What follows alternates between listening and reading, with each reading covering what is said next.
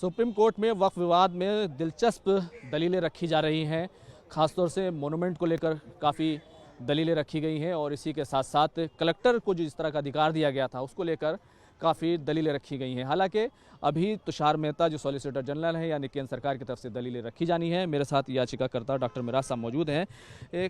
Collector को लेकर जिस तरह की दलीलें रखी गई, ख़ासतौर से ये जो कहा गया कि कलेक्टर खुद ही फैसला कर लेगा, तो कलेक्टर खुद ही जज कैसे हो सकता है? ये कैसी दलील है? देखिए, ये जो कलेक्टर वाला मसला है ये शुरुआती दिन से जो है कंट्रोवर्शियल रहा है कि आखिर मान लीजिए कि मेरी एक ज़मीन है और इसमें सुप्रीम कोर्ट में बड़ा मसला हुआ कि सुप्रीम कोर्ट में जब सीजीआई ने कहा कि भाई वक्फ में बड़े विवाद होते हैं, औरंगाबाद में भी मैं देखता हूँ, तो हुआ ये कि उसमें एक सवाल ये उठा कि कोई भी पंचायत की ज़मीन हो, किसी की ज़मीन हो, लोग विवाद करते रहते हैं, लेकिन कहीं भी विवाद होता है तो उसमें पहले सुनवाई होती है, फिर उस विवाद का फैसला होता है। ऐसा नहीं होता है कि आपने एक कंप्लेंट डाली इस वक्फ के खिलाफ, वो वक्फ से ही खत्म हो गई और कलेक्टर के पास चली गई। नहीं, सुनवाई तो कलेक्टर कर सकता है ना, कलेक्टर करेगा, कोर्ट सुनवाई करेगी ना। अगर कलेक्टर तो मशीनरी का व्यक्ति है, अगर मशीनरी कह रही, मान लीजिए सरकार कह रही है कि ये ज़मीन हमारी है और कलेक्टर के पास वो पावर चला गया, तो कलेक्टर किस दबाव में फैसला करेगा, आप सब जान सकते हैं। तो मसला ये है कि ये वायलेशन हो गया क्लियरली हमारे लॉज का, और इसलिए जो है इसमें ये होना चाहिए कि कलेक्टर का जो अधिकार है वो फौरन वक्फ से खारिज करने के बाद उन्हें नहीं मिलना चाहिए। इसमें कोर्ट में लड़ाई हो सकती है, वक्फ बोर्ड इस बात को डिसाइड कर सकता है, हाई कोर्ट इस बात को डिसाइड कर सकता है, और होती हैं लड़ाइयाँ, लोग करते हैं डिसाइड। दूसरा इशू जो खास तौर से था, मोनूमेंट को लेकर इशू था कि वक्फ बाय यूज़र है, मोनूमेंट में अगर जो है जो आसार कदीमा के कवानीन हैं उनके तहत अगर उनको रखा जाएगा तो क्या वो वक्फ नहीं रहेगा? क्या ये वक्फ कानून उसको बदल रहा है, और बदल रहा है तो उस पर क्या आपत्ति है? देखिए, 1908 और 1925 के दो वक्फ एक्ट जो मॉन्यूमेंट एक्ट हैं, अब उसमें हो क्या रहा है कि ये कानून ये कहता है कि जैसे ही अगर मान लीजिए सरकार ने कह दिया कि फला चीज़ मॉन्यूमेंट है यानी आसार कदीमा की है, तो अब उस पे से फ़ौरन उस प्रॉपर्टी को वक्फ से हटा दिया जाएगा। जबकि जो चीज़ वक्फ है, अ वक्फ इज़ ऑलवेज अ वक्फ, क्योंकि वो अल्लाह के नाम कर दी किसी ने, तो वक्फ रहेगी। हो सकता है उसको मॉन्यूमेंट भी माना जा सके, उसके मेंटेनेंस के लिए सरकार यूज़ कर सके, लेकिन वक्फ है तो वक्फ रहेगी। उस पर एक बात और हुई थी कि सीजीआई ने ये कहा था कि जो खजुराहो के मंदिर हैं उसमें आज भी पूजा हो रही है। तो बहुत बार ऐसा होता है कि अगर कोई चीज़, मान लीजिए मस्जिद है और आपने उसको कह दिया कि वक्फ से खत्म हो गई, तो कल को आपके मंदिर हैं तो दिल्ली की जामा मस्जिद भी है, वो भी प्रोटेक्टेड मोनूमेंट, वहाँ पर भी इबादत हो रही है। लेकिन अब जो कानून आया है, अगर वो कहते हैं कि ये चीज़ जो है मॉन्यूमेंट हो गई या ये 1908 के थ्रू हम ले रहे हैं अपने कब्जे में, तो वो अब वक्फ नहीं रहेगी, एट द टाइम वो सीज हो जाएगी। इस पर ही हमें आपत्ति है और इस पर जो है बात हुई, और बड़ा हंसते हुए सिब्बल साहब ने कहा कि ये किस तरह का कानून है, ये मुसलमानों को न्याय देगा। तो मसला ये कि देखिए, संवैधानिक उल्लंघन जो है आर्टिकल 25, 26, 27, 14, 15, 16, इन सब का उल्लंघन नहीं होना चाहिए। इसी कसौटी पे लड़ाई हो रही है कि संविधान में जो फ्रीडम ऑफ रिलीजियस एक्ट है वो जारी रहना चाहिए। बाकी तो वक्फ एक्ट तो आज ज़माने से बना हुआ है, चल रहा है। देखिए, ख़ास बातें यही रही हैं जिनके ऊपर पहले रोक लगा दी गई थी कि वक्फ बाय यूज़र को जो है अभी टच नहीं किया जाएगा, तो इंतरिम स्टे लागू है। लेकिन आज जो इम्पोर्टेंट बहस हुई है वो यही हुई है कि अगर काउंसिल के अंदर आप जो है 12 मेंबर जो है नॉन मुस्लिम उसमें रख देंगे, तो किस तरह से आप जो है एक रिलीजियस, जो मुस्लिम रिलीजियस एंडोमेंट बॉडी है, आप उसको किस तरह से रन करेंगे। और पहले जहाँ उस बॉडी के अंदर इलेक्टेड लोग हुआ करते थे, वो अब जो है नॉमिनेटेड होंगे गवर्नमेंट से, तो वो जो है पूरी तरीके से सरकार की मंशा पर और उसकी नीयत पर सवाल उठाते हैं। इसी बात को कोर्ट के अंदर रखा गया कि वक्फ बाय यूज़र जो है, जो पुराना एक्ट था उसके अंदर 3R का जो सेक्शन रखा गया था, वो इसीलिए रखा गया था कि जो पुराने मोनूमेंट हैं, पुरानी वक्फ की जायदादें हैं, मस्जिद हैं, जामा मस्जिद है, दूसरी चीज़ें हैं, उनके कहीं कागजात आपको नहीं मिलेंगे, वो कहीं कोई रजिस्ट्रेशन का प्रोविज़न नहीं था। क्योंकि पहली बार भारत के अंदर जो इंट्रोड्यूस किया गया वो मुसलमान वक्फ वैलिडेशन एक्ट 1913 में आया, और उसके बाद मुसलमान वक्फ एक्ट जो है 1923 में आया, लागू किया अंग्रेज़ी हुकूमत ने। उसके बाद जो है हम फिर उसका अपग्रेडेड वर्जन देखते हैं 1954 में, और अब 1995 में 2013 के अमेंडमेंट के बाद।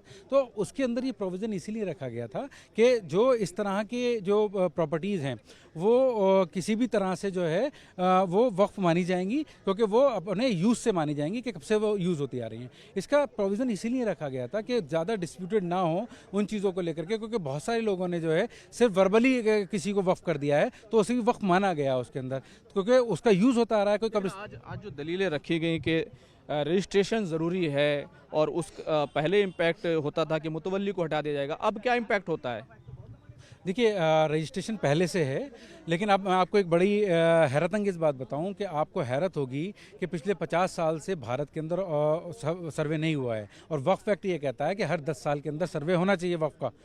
तो अगर पिछले सरकार को ये चाहिए था कि अगर सरकार की कोई वो थी तो उसके अंदर सर्वे कराना चाहिए था, बल्कि वक्फ की एविक्शन के लिए वक्फ के ऊपर जो ऑक्यूपेंट हैं, जो इलीगल ऑक्यूपेंट हैं, उसके लिए एक बिल लेकर के गया था बीजेपी भारत सरकार के जरिए पार्लियामेंट के अंदर।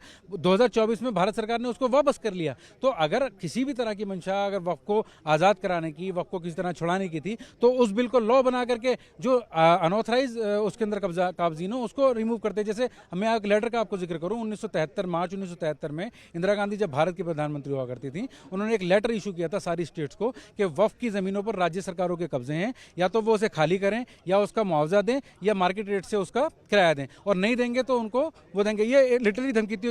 इसी लेटर के बारे में मैंने कई बार डिबेट्स में भी उठाया टीवी की। और एक बात बताइए कि इसमें जो है अभी जो बहस हो रही थी उसमें खजुराहो का जिक्र आया, मंदिर मस्जिद का जिक्र आया, चंदे का जिक्र आया।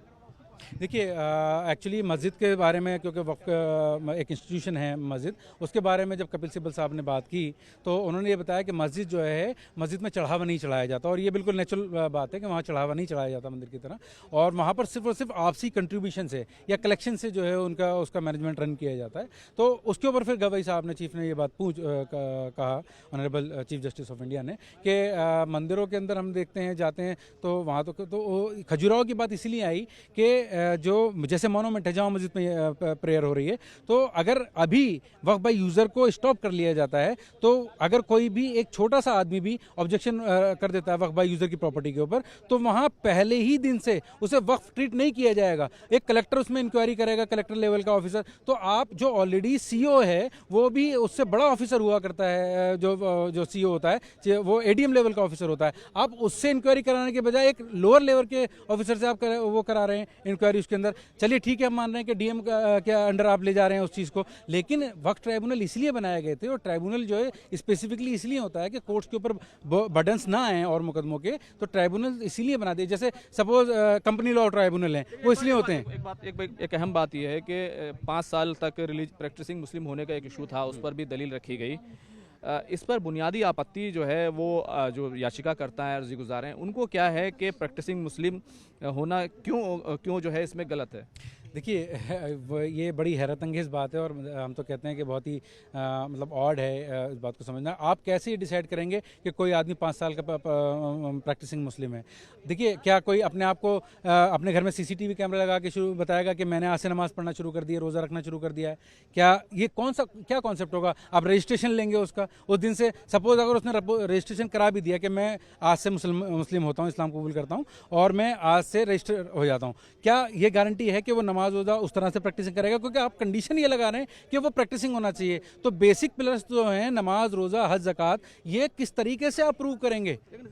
लेकिन जो इस तरह की बहस हुई उसमें तो ये बात भी कही गई कि जो है बिस्तर मर्ग पर हैं, यानी डेथ बेड पर हैं, तो फिर क्या होगा? हाँ, इसी बात को उन्होंने ये बात कहा कपिल सिब्बल साहब ने भी, कि अगर सपोज कोई आदमी बिल्कुल अपने नियर टू डेथ है और लास्ट स्टेज पर अपनी लाइफ की ज़िंदगी के बिल्कुल आखिरी शाम को वो ये चाहता है कि वो कोई प्रॉपर्टी ऐसी पब्लिक उसके लिए, पब्लिक वेलफेयर के लिए डोनेट कर जाए, वक्फ कर जाए, क्योंकि वक्फ को लोग गलत फहमी में ले रहे हैं। वो एक डोनेशन है, वो एक दान है एक तरह से, और पब्लिक यूज़ के लिए है वो, और वो बेसिकली ना बेची जा सकती, ना उसे डिस्पोज ऑफ किया जा सकता, ना ट्रांसफ़र किया जा सकता। लेकिन क्योंकि बहुत सारी चीज़ें इस तरह की हुई हैं कंट्री के अंदर, और बहुत सारे भूमाफिया इसके अंदर इन्वॉल्व हैं, और इस एक्ट के अंदर हम ये सब पूरी तरह से समझ रहे हैं कि उसको लेकर के एक बहुत ज़्यादा नेगेटिव माहौल बनाया गया पूरे देश के अंदर। और वह ज़रूरी भी इस बात का हो जाता है कि ये जो प्रैक्टिसिंग वाला कॉन्सेप्ट है वो बिल्कुल भी एक्सेप्टेबल नहीं है, क्योंकि कोई इंसान अपनी पर्सनल प्रॉपर्टी जो, क्योंकि आर्टिकल 300A क्लियरली तौर पर उसको पूरा ये राइट देता है कि वो